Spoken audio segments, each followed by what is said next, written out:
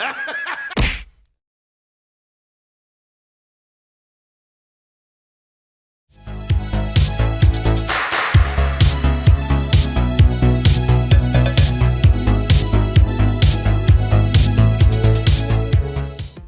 bien bonjour à tous, ici c'est Zeta et on se retrouve aujourd'hui pour le 3e épisode de Nostalgia. Alors à noter que je ne voulais pas le faire, enfin c'est pas que je voulais pas, c'est juste que j'avais la flemme, ça revient au même. Comme je sais pas si je l'avais dit la dernière fois, mais aujourd'hui on va s'attarder sur Goldorak évidemment, moi qui adore tout ce qui est mecha et robots géants, je kiffe donc on va parler de ça aujourd'hui, et en plus avec l'arrivée de la toute nouvelle BD qui écrit du coup une suite, après plus de 45 ans d'attente après la fin de la série, et bien je me suis dit on va faire un nostalgia un petit peu spécial, puisque en plus de raconter l'histoire originale, je vais raconter l'histoire de la BD, je me suis empressé de la lire, pour vous faire un petit résumé, bien sûr avec spoil évidemment, parce que bah ça vient de sortir.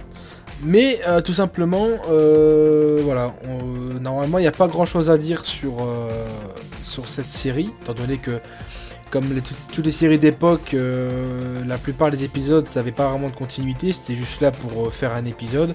Il y a quelques épisodes qui permettent d'avancer. Comme je dis à chaque fois, au contraire d'un Gundam, où dans Gundam c'est la guerre, on perd du territoire, on en gagne à chaque épisode. Bah Goldorak, au même titre que Ulysse 31, Capitaine Flamme, peut-être pas Ulysse 31 parce que ça représente quand même le trajet d'Ulysse, mais ben voilà, Albator, Nicky Larson, etc. C'est des épisodes que j'appelle qui bourrent, c'est-à-dire on met parce qu'il faut mettre un épisode. Mais il n'y a pas vraiment de suite entre les épisodes, malgré quelques épisodes qui ont une continuité. Voilà. Donc aujourd'hui, comme d'habitude, il va y avoir une partie non spoil au début. Donc je mettrai un timer pour la partie spoil, la partie non spoil, et l'histoire de la BD qui sera uniquement en spoil. Je peux pas faire de non spoil pour le coup.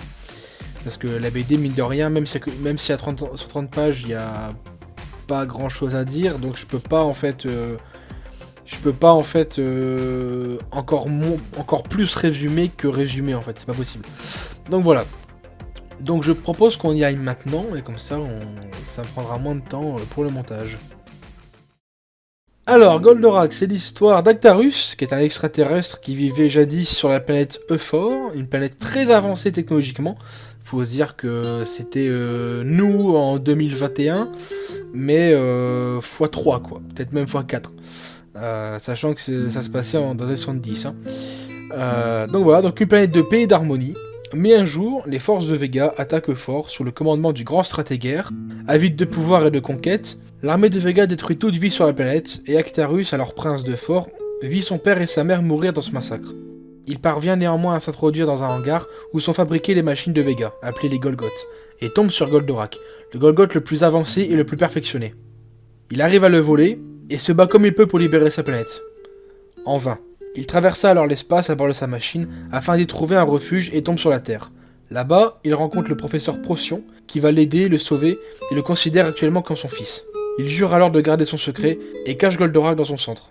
Mais plus tard, les forces de Vega vont attaquer la Terre, et Actarus n'aura d'autre choix que de remonter à bord de son robot, pour que la Terre ne subisse pas le même sort que Fort. Voilà, c'était très rapide le côté non spoil. Quand je regarde mon texte, il y a quand même pas mal de choses à dire au côté spoil. Donc ça va, ça devrait faire une vidéo aussi longue que les Gundam. Donc voilà. Donc je propose qu'on passe maintenant à la partie spoil. Actarus fait la rencontre d'Alcor, un chercheur qui s'est construit une soucoupe. Il est venu au ranch du Boulot Blanc, là où ils travaillent tous, en raison de signes extraterrestres qui auraient eu lieu. Lorsque les soucoupes de Vega attaquent, Alcor a pour devoir d'entrer en contact avec eux. Sauf que les soucoupes l'attaquent et un Golgoth s'empresse de le capturer. Actarus intervient alors avec Goldorak pour anéantir le soucoupe et sauver Alcor. Le lendemain, Procyon raconte l'histoire d'Actarus à Alcor et décident tous deux de s'entraider en secret. Ils œuvront donc main dans la main tous les deux pour mettre fin aux agissements de Vega. Hydargos, qui dirige la soucoupe amirale des forces de Vega, et dont son QG est basé sur la face cachée de la Lune, dirigée par Minos, lancera sans arrêt des attaques pour tenter de vaincre Goldorak, en vain.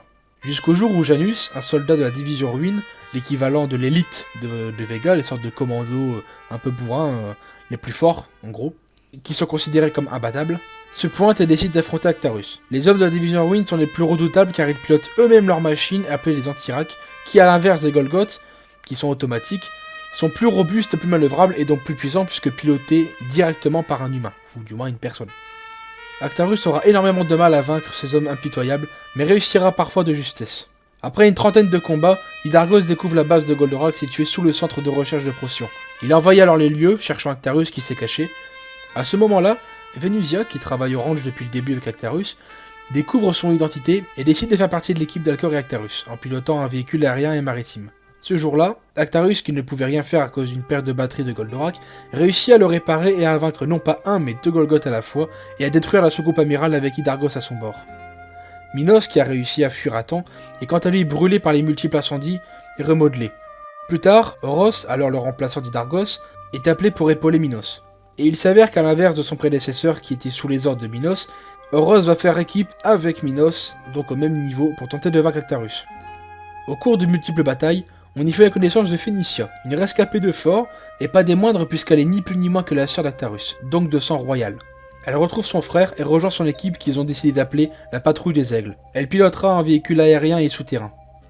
Le grand stratégaire qui se lasse de la compétence de Minos et Euros décide d'engager un certain Dantus, qui réussit à concevoir une série de Golgoths 3 fois supérieure aux Golgoths habituels, en mélangeant leur conception à l'ADN d'animaux sauvages.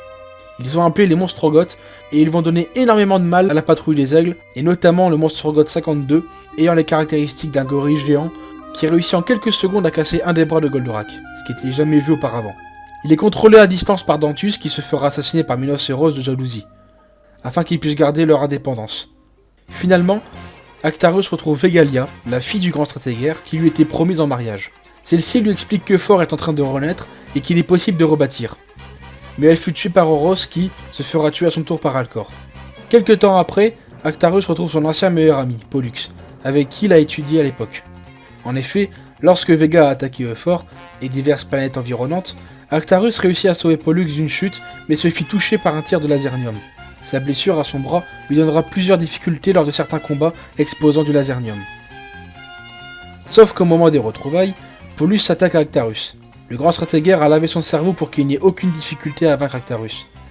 Il réussit de justesse à retrouver la raison et sauve son meilleur ami en soignant sa blessure avant de se suicider. Finalement arrive la bataille finale avec le grand stratégaire. Minos tentera de tuer Actarus après avoir tué sa sœur, Minas, qui voulait faire la paix avec la Terre mais échoua. Procyon équipe alors Alcor, Phénicia et Venusia d'un nouveau véhicule qui cette fois-ci est consacré au combat spatial. Ils accompagnent alors Actarus dans l'espace pour affronter Vega une dernière fois, et Actarus tuera des mains de Goldorak le grand stratégaire. Une fois la paix retrouvée, Actarus et Phénicia retournent alors sur Euphor, après des adieux déchirants, dans l'espoir de reconstruire leur planète. Voilà pour ce qui était de la série d'époque, donc ce que vos parents, mes parents et moi-même avons sous la dent, tout simplement.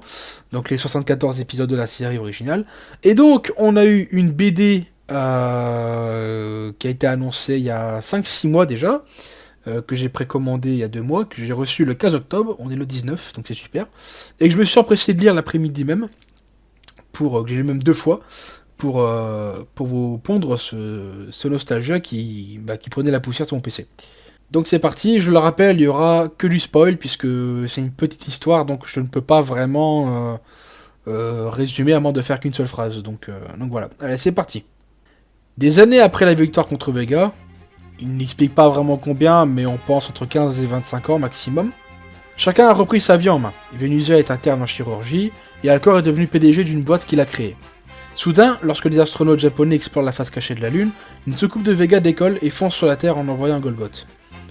L'armée ne sait pas quoi faire étant dépourvue de Goldorak, le seul espoir.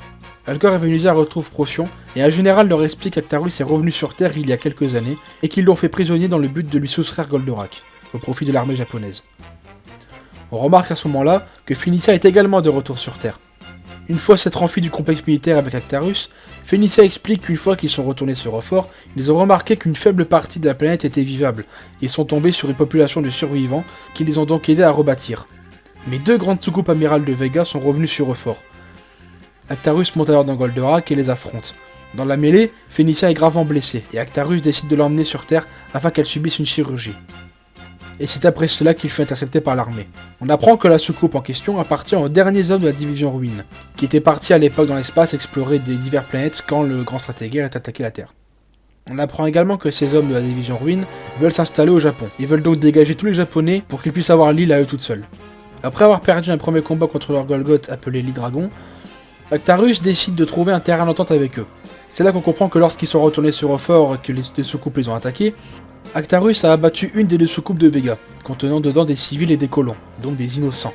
Et donc, en signe de pardon, demande au chef de la division Ruine, le général Arken, que plutôt de s'anéantir, s'entraider et vivre ensemble. Ce qu'Arken accepte, sauf que Chaos, le second, n'est absolument pas d'accord. Il est tellement aveuglé par sa vengeance qu'il tue son général en faisant croire que c'est Actarus lui-même qui l'avait tué, pour galvaniser ses troupes. Sauf qu'un enfant a vu la scène et l'explique à sa mère, qui contrôle une partie de l'Hydragon. Et au moment où les deux machines sont au point de non-retour, elle envoie son fils à Actarus pour qu'il le protège et se sacrifie pour que l'Hydragon ne cause plus aucun dégât. Chaos tente à nouveau de manipuler ses troupes, qui se retournent alors contre lui après avoir entendu la vérité et le tue. Il se sacrifie alors pour que la Terre n'ait plus à subir les folies de Vega. Une fois tout ça terminé, Félicia et Actarus décident d'élever Cassior, l'enfant qui lui a été donné avant la destruction de l'Hydragon, et Actarus se jura de ne plus jamais abandonner la Terre et de la défendre coûte que coûte. Et bien voilà, tout simplement, je pense que c'est un beau petit nostalgia intéressant. J'en profiter pour faire une petite analyse de cette BD, tout simplement parce que il y a 2-3 choses à dire, que ce soit côté histoire et côté du livre. Déjà, vous voyez aux images aux photos que j'ai prises de la BD, les dessins sont magnifiques. Petite fierté parce que l'histoire, elle est 100% française. Il faut pas oublier qu'à cette époque, Goldorak était le tout premier animé japonais à débouler en France, en 77, mais il est resté un an dans les bacs sans être sorti. Et c'était un petit peu trop violent pour la télévision française, donc ils n'ont pas voulu la sortir. Et lorsqu'ils l'ont sorti dans des conditions très médiocres, c'est-à-dire que ils l'ont sorti en plein été, à des tranches horaires minables pour qu'il y ait très peu d'audience. Sauf que ces audiences ont explosé et Goldorak a cartonné en fait. Et donc les enfants de la télé, les enfants tout court, et les parents ont supplié Récréa 2, le Club Dorothée, tout ça, pour que Goldorak continue à être diffusé à la rentrée, et ça a continué jusque la fermeture du Club Dorothée. Sauf qu'au Japon, ça n'a pas marché du tout. Faut savoir que Gonaga, le créateur de Goldorak, lui, il avait déjà fait d'autres séries avant, notamment Mazinger Z et Great Mazinger, bien sûr d'autres, Devilman, tout ça, mais on s'écarte un petit peu, qui eux ont cartonné de fou au Japon. C'était vraiment magnifique, tout ça. Sauf que le héros principal dans Mazinger Z, c'est Alcor. Et Alcor, dans Goldorak, c'est un personnage secondaire, et même très secondaire, et très chiant quand il veut. Donc, quand les Japonais ont vu débouler Goldorak, c'était content, ils font « Waouh, la suite et tout, c'est génial !» Et ils ont vu que leur personnage principal était remplacé en second plan par un extraterrestre qu'ils connaissaient pas, donc Actarus. Ça a chié, ça a fait un tollé, les audiences ont chuté, et lui il s'est dit « Bon, merde, j'ai merdé, donc on va peut-être faire une suite à Mazinger, en fait c'est peut-être mieux. » D'où là, Shin Mazinger Z est sorti, Mazinger Kaiser, etc., etc. Je loupe sûrement des trucs que je n'ai pas pu connaître, mais voilà. Globalement, c'est ça. Sauf qu'en France, et en Italie notamment, ça a cartonné. Et nous, en France, on a toujours voulu une suite. Sauf que, on l'a jamais eu, parce que Gonagai, c'est un petit peu comme... Goldorak, pour lui, c'est un peu comme un enfant raté. C'est-à-dire que, il est pas très fier de Goldorak, limite, il s'en fout maintenant, il préfère le rogner plutôt que d'assumer ce qu'il a fait. Et globalement... quand les 5 responsables de cette BD française ont posé la question à Gonagai s'ils avaient le droit, s'ils leur autorisaient à travailler sur une suite, elle a pas vraiment dit non, quoi. Disons qu'ils s'en fout maintenant, que c'est une BD qui ne paraîtra pas vraiment au Japon, uniquement en France et je crois en Europe, mais je ne suis pas sûr du tout. Donc il a dit oui assez facilement, ça se comprend, étant donné qu'il s'en fout un peu maintenant de cette série. Et donc, les dessins sont magnifiques, là j'ai rien à dire. J'étais un petit peu dérouté parce que moi je suis encore habitué au design d'époque, donc quand j'ai vu le perso que j'ai le moins reconnu, ça reste Alcor. Mais globalement c'est des super dessins. Ça me fait penser vraiment aux comics aux comics qu'on peut voir, il y a des traits qui me font penser à Wolverine, etc., ce qui est assez classe. Mais l'histoire est quand même pas mal, un peu générique, et en même temps c'est un peu normal. Goldorak, c'est pas non plus un scénario de fou, hein. C'est une très bonne série, certes, mais le scénario, comme à l'époque, n'était pas non plus très recherché. Donc c'est normal que le scénario soit un petit peu basique, hein, le fait que ce soit un Golgoth qui arrive, etc. Bon, voilà. Dans tous les cas, je voyais mal ces créateurs-là créer un autre ennemi que Vega. Mais voilà.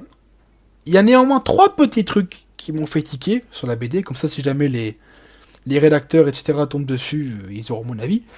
Alors pour info, je vais vous parler à vous, messieurs les rédacteurs, je n'ai que 20 ans, d'accord. J'ai pas connu la hype qu'avait Goldorak à l'époque. Moi, c'est mon père qui m'a fait découvrir. Hein. Et je me rappelle, j'étais en CP. J'ai vu mon père débouler avec 2 gros coffrets bleus des 10 premiers DVD Goldorak et j'ai maté la série en une semaine, d'accord.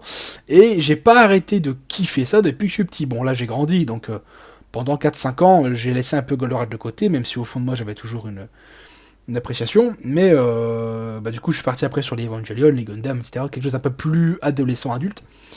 Mais du coup, avec la BD qui est sortie, j'avais hâte de voir la suite.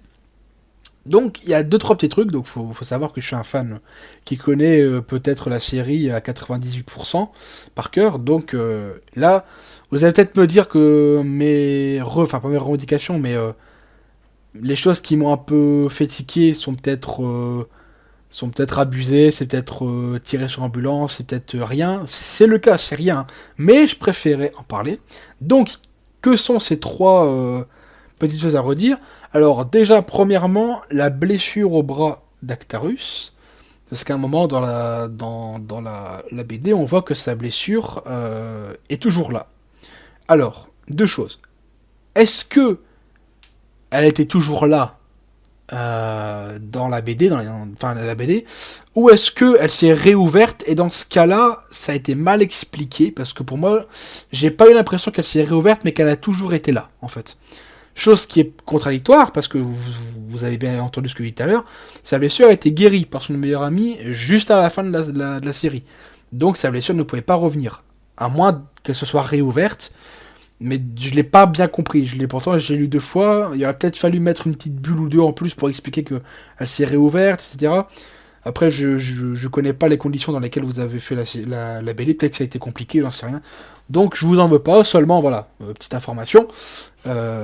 Si le but c'était de la faire réouvrir, eh bien c'est parfaitement plausible, et vous avez eu raison, seulement c'est mal expliqué.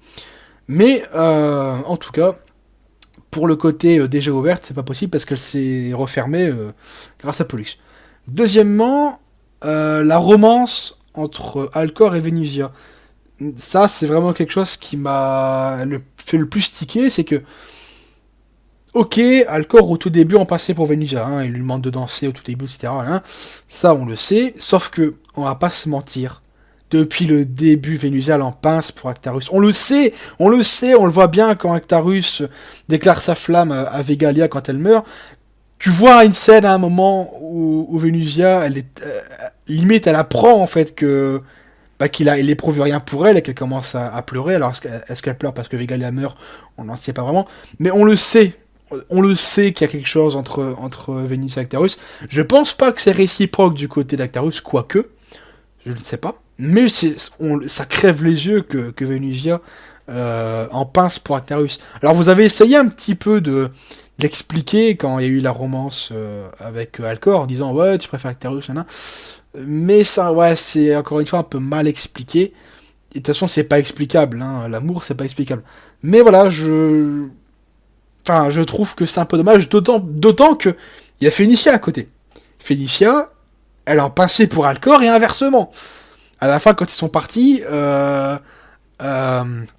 Phénicia ne voulait pas dire au revoir à Alcor parce qu'elle prétextait qu'Alcor détestait les adieux, mais c'est plus parce que elle voulait pas dire au revoir à Alcor parce qu'elle en pensait pour lui. Et même lui en passait pour elle. Hein. À un moment, il a essayé de l'embrasser. Enfin, il y a quelques petites scènes un petit peu kawaii où on les voit se taquiner, etc. Se mettre des gifs, etc. Parce que t'as essayé de m'embrasser, hein, etc. Donc, il y a une romance entre les deux. Pourquoi avoir surtout même pas parlé de la romance entre eux? Parce qu'il y en avait une clairement qui crevait les yeux. Pourquoi ne pas avoir... Enfin, vous avez mis carrément de côté Phénicia. Par plusieurs moments, je la voyais toute seule. Je me suis dit, mais pourquoi Alcor va pas parler avec elle? Là, on dirait juste deux amis, en fait. Alors il y avait clairement plus que ça. Si vous vouliez mettre, parce que j'en parlais avec un ami, si le but c'était de mettre une romance, vous auriez dû mettre une romance entre Alcor et Phénicia. C'était le cas avant. Là, vous changez. C'est comme si... Non, j'ai failli faire une... J'ai pas de comparaison, j'ai pas d'idée. Mais voilà, enfin, c'est comme si le personnage 1 qui était amoureux du personnage 2 dans une série de plusieurs épisodes, arrive dans une suite de plusieurs années après, et au final, il est amoureux de la meuf numéro 3. Parce que, bon, voilà. Donc voilà. Je passe pour un gamin, mais je suis désolé. Bon, vous avez fait un excellent boulot, je suis désolé, mais là c'est le truc qui m'a fait le plus tiquer plutôt, c'est pas possible. C'est quelque chose que là, quand j'ai lu, j'ai fait ah non, j'ai fait non, non, non, non et renon. Enfin voilà. Mais c'est pas grave. C'est juste que non, en fait, juste non. Et troisièmement, le truc qui m'a le moins fait tiquer, pourquoi la division ruine? La division, enfin, je me suis mal exprimé. Vu comment vous l'avez présenté, cette division ruine, pourquoi la division ruine? Parce que la division ruine, on va le rappeler, c'est des monstres sanguinaires qui n'ont aucun état d'âme. C'est limite des mercenaires, c'est des soldats d'élite, c'est limite l'espèce naze, ils y vont, ils dérouillent tout, ils en ont rien à foutre, limite ça les fait rire de détruire des villes, etc. Et là on sent qu'ils sont plus affaiblis, etc., qu'ils ont des femmes, des enfants, etc. Alors ok, mais vous aurez peut-être pas dû mettre la division ruine à ce moment-là, parce que vous aurez peut-être dû créer un dérivé, une branche de Vega, dont leur but était de coloniser, etc. Là, ok, mais la division ruine, non, la division ruine, c'est les SS en fait. Là, d'un coup, on a limite mal au cœur pour eux dans la BD parce que il y a eu des tragédies, etc. Alors qu'on devrait pas, c'est des saloperies. Donc c'est juste ça. Pourquoi vous avez pas créé plutôt une nouvelle branche qui aurait été géniale parce qu'on aurait... Alors autant je ne critique pas du tout le design des personnages, ils sont magnifiques, même les hommes de la division ruine sont super beaux, ils ont un design très proche, je dis bien très proche de l'original, ce qui fait que on n'est pas vraiment dérouté et c'est très bien, mais pas la division ruine, c'est les grands méchants, c'est les salopards de première catégorie. Là on ne peut pas avoir de cœur pour eux en fait. Ils méritent de crever et très clairement, c'est ce qu'on se dit à chaque fois qu'on voyait l'emblème, l'espèce de croix d'addition jaune sur le fond rouge arriver avec sur l'antirac, on se pissait dessus parce qu'on dit putain il va en chier. Donc non, on ne peut pas en fait enfin je ne cautionne pas du moins le fait que ce soit la division ruine puisque au final ils sont dans cette BD là, dans cette suite là, ils sont très clairement respectables, chose qui n'était pas à l'époque. Et ça pareil, il n'y a pas eu trop de communication, ils auraient peut-être pu dire pour expliquer le fait que maintenant ils soient entre guillemets gentils, peut-être mettre une bulle qui dit nous ne sommes plus comme avant, nous avons changé parce que maintenant nous avons plus notre grand stratégaire, etc., etc. Après, est-ce que vous avez eu vraiment le choix? J'en sais rien, et ça je le critique pas du tout, vous avez fait de l'excellent travail encore une fois, mais voilà, c'est vraiment... La division ruine, c'est pas un bon choix, en fait. Pour moi. Après, est-ce que, encore une fois... Enfin, je pense plutôt que c'était comme ça, que la division ruine, c'était plus... vous l'avez mis parce qu'il fallait le mettre, et la raison, c'est juste tout simplement, ils sont affaiblis, donc ils font moins les malins. Ouais, mais non. Je comprends, hein, mais non et renon. Voilà. Donc, encore une fois, la BD est magnifique. Elle coûte pas cher du tout. En ce moment, c'est rempli dans un magasin, alors allez-y. Si vraiment la série, vous l'avez kiffé, vous voulez avoir la suite. Je parle pas aux parents, parce que les parents, vous l'avez déjà tous chez vous. C'est normal, après 40 ans d'attente, c'est normal, je vous comprends. Et puis ça vous fait un petit peu retomber en enfance, c'est tout à fait normal. Mais les gens comme moi, qui ont pas connu la hype d'époque, qui sont plutôt les enfants ou petits-enfants, et qui aimaient Goldorak comme moi j'aime Goldorak, et ça fait quand même du bien de tomber sur une BD. Foncez parce que elle est absolument en concordance, ils ont vraiment bien respecté. Et là, tu sens qu'ils sont passionnés. Tu sens qu'ils l'ont dit d'ailleurs, hein, à la fin de la BD, il y a des petites notes qui expliquent le mail qu'ils ont envoyé à Gonagai, comment ils ont travaillé, etc. Qui sont des passionnés, ils ont même des dessins d'eux, quand ils avaient 10-11 ans, qui dessinaient Goldorak, etc. Donc ce sont des passionnés, et ça se sent. Ça se sent déjà au plan. Plusieurs fois, dans le plan de la ville contre les dragons, je me suis rappelé tous les plans, que ce soit les plans BD, comiques ou de la télé, quand Goldorak se faisait défoncer par le gorille. Je sais pas pourquoi, mais j'ai ces plans-là en tête. Donc, non, il y a du respect surtout. Ils ont super bien respecté l'univers de la série, malgré les trois petits trucs qui sont pour moi rien à côté du travail qu'ils ont fait. C'était juste une petite parenthèse. Mais voilà, si je devais mettre une note sur la BD, je mettrais quand même 17 sur 20. Parce que bah, c'est pas non plus la meilleure des suites, mais c'est une très bonne suite. Qui est peut-être la plus. Qui a le plus de liens parmi toutes celles qu'ils avaient en tête. Mais voilà, 17 sur 20, je pense que c'est très bien. Et je vais m'arrêter là parce que je sens que la vidéo va durer 40 ans. Donc faites pas chier, achetez la BD et regardez la série parce que c'est une putain de bonne série, même si elle vieillit quand même assez mal. Je suis désolé, moi j'ai du mal à re-regarder Goldorak, ça fait 3-4 ans que je n'ai pas regardé. C'est quand même vieux, j'ai du mal. Euh, mais regardez quand même, quoi, juste pour découvrir, appelez vos parents, regardez-les ensemble. Vous avez passé un super bon moment en famille et puis voilà. Voilà, donc j'espère que ce petit épisode vous aura plu. Je pense que ça a été celui-là qui m'a pris finalement le plus de plaisir, parce que je suis quand même très nostalgique. D'où le titre du format de la vidéo, Nostalgia. Et donc je vous souhaite un très bon week-end, une très bonne semaine, de très bonnes vacances, etc. Et on se retrouve pour un futur Nostalgia dont je ne sais pas encore sur quoi j'ai parlé. Peut-être dans un an ou deux, j'en sais absolument rien. Dans tous les cas, vous verrez arriver la vidéo. Et vous saurez du coup de quelle série je vais parler. Voilà, donc je vous souhaite à tous une très bonne journée, une très bonne soirée, etc. Et je vais vous dire à la prochaine pour une nouvelle vidéo. Salut tout le monde!